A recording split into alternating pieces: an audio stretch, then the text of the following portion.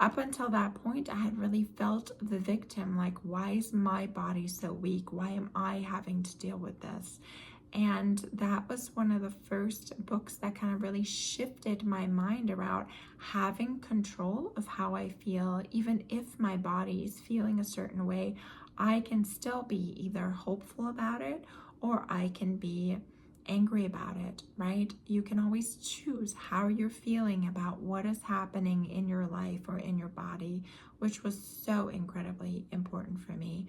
So to loop back around, and gosh, Abraham Hicks has a ton of videos on YouTube all about health and wellness and regaining health after sickness. And those vibrations are always so important to me. It's like when I'm going through something and I'm having a hard time kind of hitting that vibration, finding that frequency of upliftment, of hope, of knowing it's possible.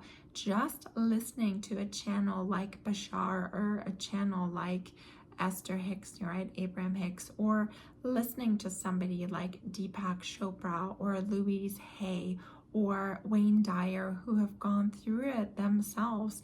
It just, their words, their vibration, it's just, their words are laced with the vibration, with the frequency of having gone through it and going through to the other side of it, right?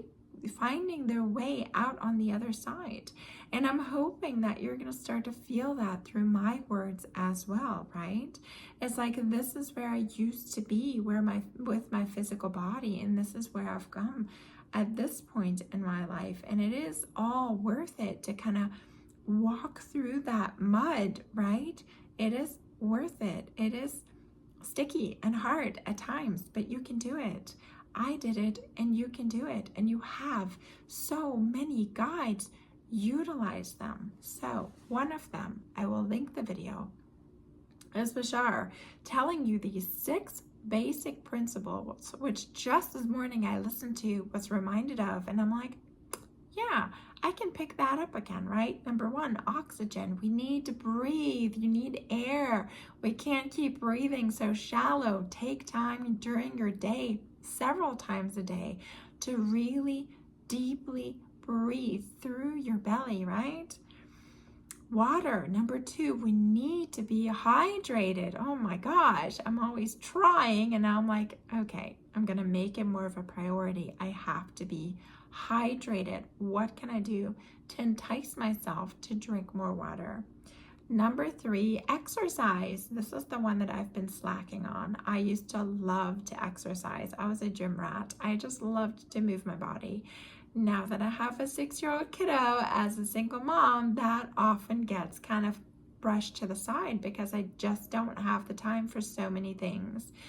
But, Bashar listing that as number 3, moving your body, because so many of your systems in your body really don't work, or definitely don't work optimally, unless you move your physical body. I was like, okay, I'm building that back in. I've been doing pretty good about getting on my little rebounder, stimulate that lymphatic system. I'm going to pick up my yoga again, even if it's just 10 or 15 minutes a day. And I have to have, this is going to be a must in my life, 20 minutes a day of some kind of movement. I feel like I should absolutely be able to make that even as a single mom, whatever that might be. If it's going to be walking, being out on the scooter or the bike with my kid, getting a quick workout in, whatever it will be, I can absolutely commit to 20 minutes. And I hope you will too. Movement is vitally important for our physical bodies. Digestion was the biggest issue for me always, and movement is huge in helping with digestion. Number 4, doing a detox, some kind of cleanse. I'm about to start on that again too. And one of the best detoxes that I have found for me, and I've tried several, has been the medical medium. If you've never heard of him, it's from Anthony Williams. His first book was called Medical Medium. That one has a 30-day cleanse in this book, which helped me tremendously. I first saw this book, I attracted it into my experience when I had just had a miscarriage and my body broke out in all kinds of crazy rashes, and I felt miserable emotionally and physically, and I got on this 30-day cleanse, and I was a totally different person at the end of this cleanse. And through the years, this is the one that I always reach for again. Since then, he's written several more books, and I think one of them is called Cleanse to Heal, and it has a variety of different cleanses in it. He includes celery juice with those cleanses, and it's just, this is the thing that works for me over and over again, especially because he makes it so simple in what are good foods to eat, what are not so good foods to eat, what's kind of an in-between, you know, where's the gradient, right? If you're going to cheat with something, what's the gradient of what's not so bad with you? He tells you why some things are not so good, right? He receives a lot of heat for not liking eggs. I have just taken eggs out of my diet. I know there's a huge controversy about it, but I believe they just don't serve my body. You get to make up your own mind about it. But he just comes back to fresh, wholesome food. He just comes back to fruits and vegetables.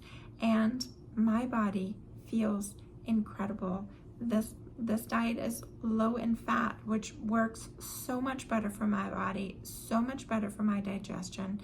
Like I said in the beginning of the video, you have to figure out what works for you. Try it out, test it out, be open to it. This is the one for years now that has worked for me. And for Tony Robbins, the one who's always seeking the answer to like the biggest question, for him to have Anthony Williams in his seminar as the leader in food and detoxing, that kind of gave me that extra little, oh, I'm on the right path, right? At least the right path for me. Where were we? Number 4, detoxing. Number 5, less stress. We all know this one, right? We all know it, and it's hard to actualize, to put it into our day. But this is kind of the other pillar of what I'm teaching through all the avenues, my YouTube channel, my courses, my personal coaching, my group coaching, my community. We talk about how to make life easier for yourself as a highly sensitive. And there are definitely plenty of tools, and especially mindset hacks of how to deal with a busy life and to not be stressed about it, right? So there are answers. And then number 6 on Bashar's list of what to do to encourage health and wellness in this physical vehicle that is housing our spirit here on earth, it's just nutrition. He says eat lighter, right? So even they encourage mostly plant-based. He says pick foods that are high in water content, because we are high in water content, and this is what we need. And also, unfortunately, on our earth, where so many things are just filled with pesticides and hormones and so many things that are not good for us, eating more natural, back to earth, what we can grow even in our own garden, which eventually I'm gonna totally make happen even on my apartment balcony, is growing my own food. It's just, this is how we come back to our wholeness, to ourselves, to what we truly need. So those 6 things, and here, do you want me to read them again real quick? Oxygen, water, exercise, detox, less stress, and eat lighter. Leave me a comment below. Let me know if this resonates or what resonates with you. There's such a beautiful, highly sensitive life waiting for you when you open up to who you really are and seeing the beauty of this trait rather than spinning in those more challenging aspects of our trait.